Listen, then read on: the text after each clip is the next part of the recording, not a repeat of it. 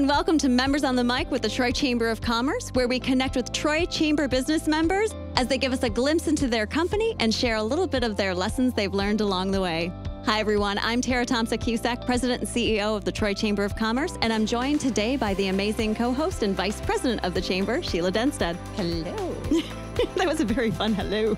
Ooh. I'm excited. I know you are. Well, this is a fun one. So, sorry, we're leading into that. We're already that excited about this guest. So, first, I'd like to take a moment to thank our presenting sponsor, Trion Solutions. Stay tuned to our first commercial break where you can learn how you can rely on Trion. So, Sheila, obviously, we're both excited about this, but why don't you give us a fun little intro on who we're meeting with today? Well, I'm actually excited to say this is not a little intro because we want to make sure we get everything in here. Today, we are very excited, as you can tell, to be meeting with Kendra Corman, founder of H2H Consulting and KendraCorman.com. Kendra started H2H Consulting nearly 10 years ago, where she offers assistance to small businesses and nonprofits in areas such as email marketing, social media posting, and blog writing. In addition to her consulting work, Kendra has launched digital courses and one-on-one coaching programs. These initiatives are designed to address common problems from clients and fellow small business owners, making valuable insights available in an affordable way. Huge, huge thing there. In addition, Kendra is also host of Imperfect Marketing Podcast, where she shares her insights and interviews with other experts to help small business owners learn from those who have come before them. She lives in Troy, Michigan, and her personal life has been enriched by her marriage of over 20 years and has her role as a beloved aunt and niece to her nieces and nephews, one of which I met. Oh. Her outgoing personality and commitment to her clients reflects a hands-on approach that resonates with those just starting out and those who are looking to grow their business. And I would be remiss to say I can now call you an LO sister as a graduate of Leadership Oakland. Welcome, Kendra. Thank you so much. And now that 30 minutes is up. And we're all set. Have a great rest of your day. No, I'm just teasing you. So, Kendra, obviously, you know we love you. We like working with you because I feel like every time I spend even a little bit of time with you, I feel like I'm learning something and I'm growing. And I know that's not what always your goal is, but it always seems to happen that way. But when businesses are looking for kind of advice and looking to start off, how do nonprofits and businesses get started with you? So thank you for the kind words. I do appreciate it. Seriously, you know we adore you. And I love you guys too. So I think people really struggle with where to start when it comes to marketing because there are so many things out there to choose from. And so whenever I start working with someone, I always start with their goals. What are your goals? What are you trying to achieve? And it's so funny. I'll ask somebody, okay, so what are your goals? They're like, my marketing goals. And I'm like, nope. Business goals. Because if your marketing doesn't support your business or organizational goals, what's the point? Yeah. And so we start with goals, then we go on to defining their target audience, and then we build tactics. That's the key to really understand what your goals are, figure out how to match that up with your target audience, and then pick tactics that make sense. Yeah. Well, I think what's interesting too is like everybody's going to have different goals. But when you bring up the whole like my marketing goals, that is something that you do here. And you're like, well, but is that the end game? Because yes, maybe you'll get more viewers on something, or maybe you'll be seen for something, but is that the something you should be in front of? And I think sometimes people get so excited about what marketing and what social media is that they're missing the point of why it's there. And how do you get somebody back into that kind of spectrum? So when we start talking about their actual goals for their business, like whether it's to grow revenue or grow clients or to get more business from existing clients sometimes, that's when they start, light went on. Yeah. I actually did a VIP consulting day with a friend of mine, and she called me up from the car when she was leaving a networking event. And she's like, I have to tell you, I'm so excited. And I'm like, what happened? And she goes, all these people were talking about how awesome Instagram is and how they're growing their business with Instagram. And I'm not going home and getting on Instagram. And I was like, congratulations. That's a win. It was a huge win because LinkedIn's where her customers are at. We talked it through. We identified. She's like, yeah, no, my customers are on LinkedIn. So I'm like, why are you bothering with any of the other things? And she's like, okay, So I thought that was really cool and exciting. So, well, and are you working with them to identify that? Because I think a lot of people don't even know, like, so where are your viewers from? Where are you getting this from? Like how, I think taking a step back and understanding where actually you're getting your business is kind of complicated. And sometimes people aren't looking. I would say 90% of the time people aren't looking. Oh, wow. And they don't understand who their audience is. You can't be all things to all people. Now, don't get me wrong. When we start out, we decide that we want to be everything because we need to pay the mortgage. And that's important. I get that. But we really need to really look at who we want to work with. Who fills you up with energy when you work with them? Who drains you? Stay away from those. Yeah. And, but that's what's important and that's what's key when you're working on, first figuring out your goals, then moving to your target audience, and then identifying your tactics. Yeah. We don't start with, let's grow our Facebook audience. Okay, why? Let me get on TikTok. God, I can only imagine some of the questions you get with some of the platforms that are out there. Yeah. Well, with that thought process, you work with so many different types of clients, many of whom are Troy Chamber members, which we appreciate. Woohoo. So thank you. What are some of the mistakes you're seeing that they're making as they try to grow their business or just start a business? So I would say first thing is target audience by far. That is the biggest mistake that I see. People do not identify their target audience. They just don't take that extra time to prepare and plan and really think it through. So that's a really big mistake. I'd say that's probably the biggest mistake, and it's the biggest mistake that holds them back because the more niche you are, the more successful you are. And then the second mistake I see the most of the time is going with trends. Oh, let's go on Instagram Threads. Instagram Threads had like a 90% decrease or something like that in the number of users after its initial launch because people just weren't engaging. They're like, oh, it's new. Let's try it out. So sometimes you just want to wait it out and take a look and is it the right place for me or not? Especially because so many of us, we have limited resources. Yeah. Time is a very limited resource. I think it's my biggest constraint. And so you can't just jump on every trend. Feel free to wait it out a little bit.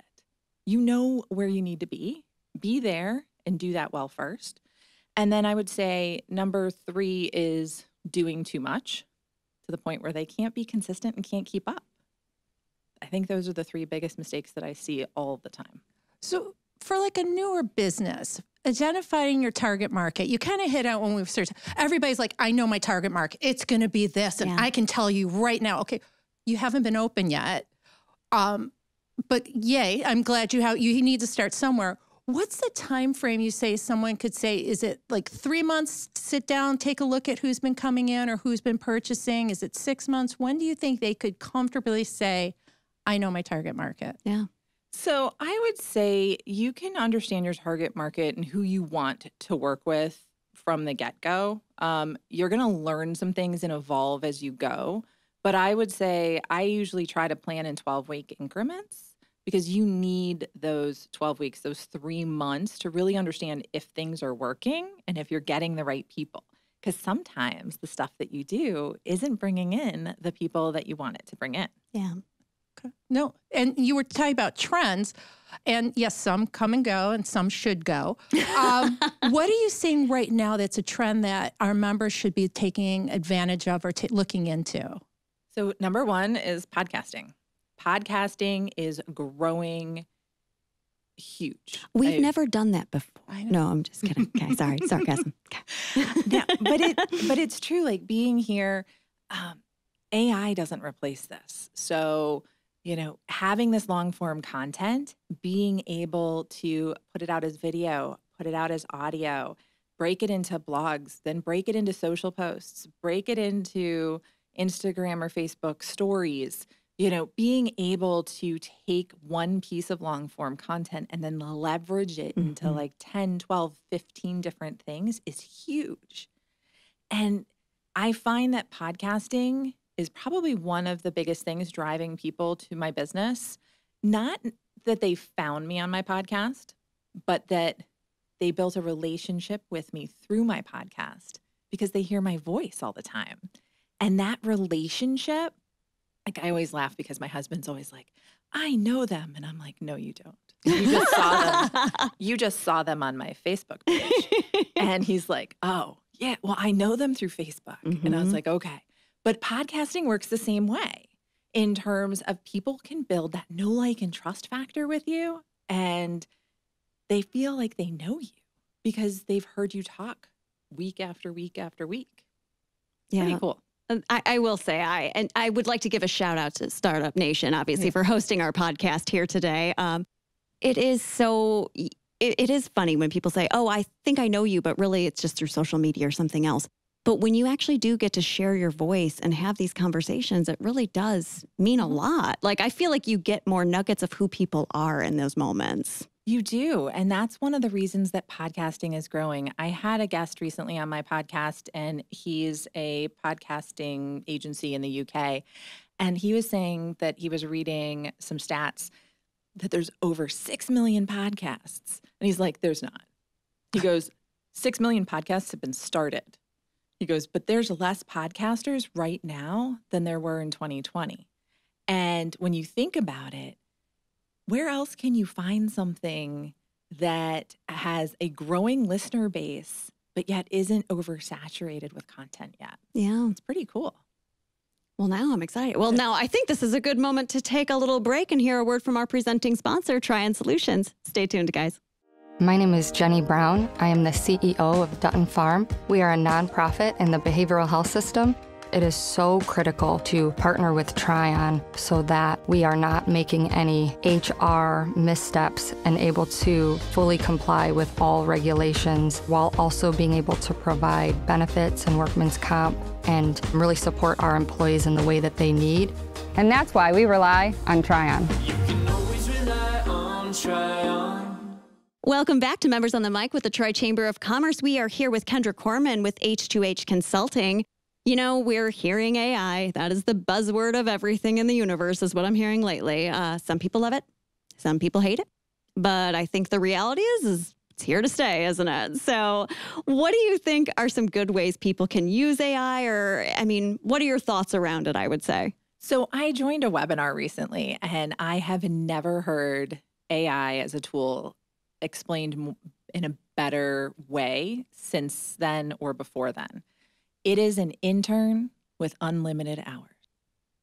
Oh, I like that. I love that. And I'm totally co-opting it and taking it because I can't even remember who said it. Yeah. But it is. So AI is an amazing tool to help you brainstorm, to help you with that first draft, to help you polish things and take it to the next level, but garbage in, garbage out. Mm-hmm. So the more you do with AI, the better you get at it. But I think people are trying to have it do too much. One of the things that AI has brought to us is a ton of content. Mm-hmm. Content, and more content. Well, AI bases it off of already existing stuff that it's been trained on, which can sometimes be good, but that doesn't differentiate the content. So feel free to use it to write the first draft. I use it probably every day to say, please write this email nicer. We use each other. Yeah, we send it to, we email it to each other. So, but we shouldn't be each other's interns is what I think we're hearing now. It'll write it a lot nicer for me. I'm going to be like, and then I feel like I vented and I'm good. And so it really does help you get more work done. Mm-hmm. So think about, again, working with an intern, you'd give them more details. You would review their work, right? You would give them some basic tasks. When you start thinking about AI that way, all of a sudden it is an unbelievable tool that can save you hours. On average, AI saves me about 3 hours a week on my podcast. Oh, wow. And it saves me up to 20 hours a week, I would say, on a regular basis when I have bigger projects that I'm working on. Well, I think you said the word, and the key word for me when we're talking AI is the word tool. It's a tool. It should not be the end all game. And like you said, if it's an intern, you'd review the work. Like that's super important, because if you just give it to the AI universe, it's going to come back with whatever it wants to say, not what you want to say. Now, it can do some great things, but that's scary in itself. It can do amazing things. I find that some people are concerned that AI won't talk like them, or it won't write content the same way they would. It can. Mm-hmm. You can tell it how to do it. You can tell it what your voice is. You can tell it who it is. And it can create some things that you never even thought of. I'm not a very funny person, and I don't tell jokes well, but AI can work some decent jokes into some of my stuff. So I like that, I'll say, and make it a little funny. Yeah. And it does. Other than the reviewing what it says, what are some other precautions our members should look at when they're using AI? So I love this question because, again, I think AI is such a powerful tool. But one of the things that I think you need to do is figure out your ethics around it. So my ethics around it is I will not put competitor data in there at all. I will not use it. I will not say rewrite it. I will not say use their voice. If they compete with one of my clients or they compete with me, I will not put their information into AI to use it as a starting point. Do you know what I'm saying? Yeah. Like, I just don't think that that's I wouldn't have ethical. even thought of that in general, but that makes a lot of sense. Because you're an ethical person. But some people don't necessarily think something's unethical because they're like, oh, well, I can just do this. Yes, you can. Just because you can doesn't mean you should. Yeah. And then in addition to that, I would say figure out where your lines are. So I follow a lot of different AI experts, TikTok people, podcasters, things like that. And I'm always looking to hear what they have to say. If you read some of the terms and conditions on some of these AI tools, like the ones that will take your voice, that will take your likeness, you're giving them permission to use your voice and likeness. Now, if somebody wanted to train AI on my voice, my podcast is out there. They could do it. But personally, I'm not giving permission at this time for AI to use my voice or my likeness. So all my videos are really me. They're not AI-generated versions of me.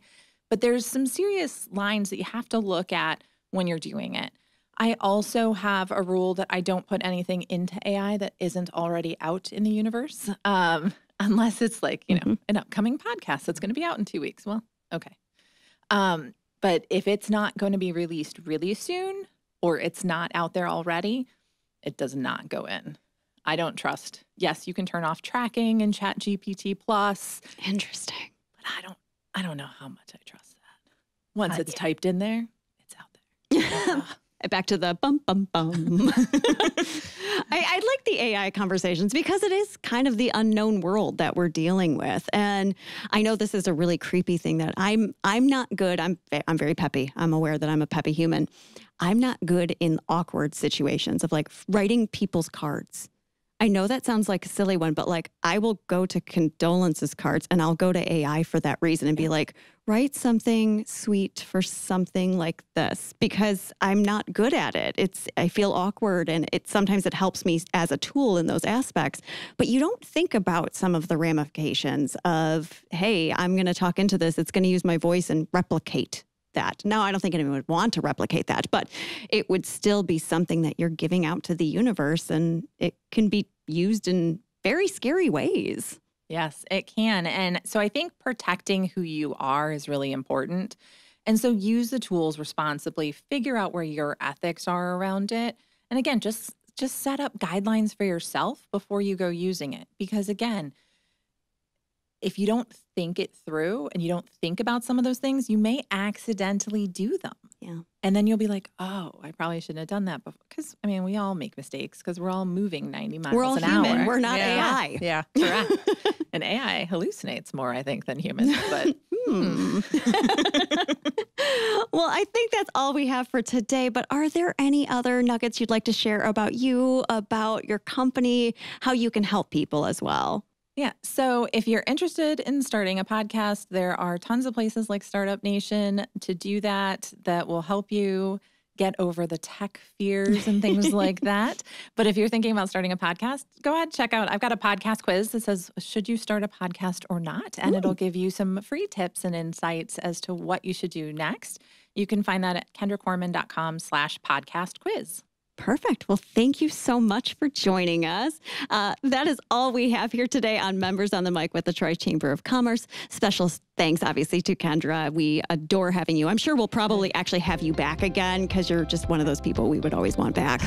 But also thank you to our presenting sponsor, Trion Solutions. For upcoming events or to learn how to join the Troy Chamber of Commerce, go to troychamber.com. Thanks, everyone, and have a great rest of your day. Bye now. Bye-bye.